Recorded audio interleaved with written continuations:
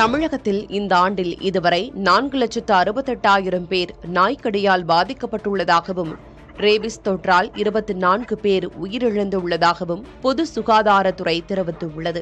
கடந்த ஆண்டு முழுவதும் 6,25,700 பேர் நாய்க்கடியால் பாதிக்கப்பட்டு 34 பேர் உயிரிழந்தனர். நடப்பாண்டில் மாவட்ட அளவில் சேலத்தில் அதிகபட்சமாக 28,166 பேரும், திருநெல்வேலியில் 23,095 பேரும், கடலூரில் 22,113 பேரும், சென்னையில் 9,229 பேரும் பாதிக்கப்பட்டுள்ளனர்.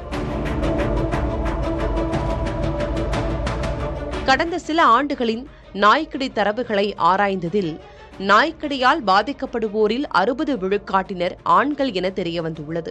மேலும் 31 முதல் 50 வயதுக்குட்பட்டவர்களே நாய்க்கடியால் அதிகம் பாதிக்கப்படுகின்றனர். இவர்களுக்கு அடுத்தபடியாக 10 வயதுக்குட்பட்ட சிறாரும் அதிகமாக நாய்க்கடிக்கு ஆளாகின்றனர்.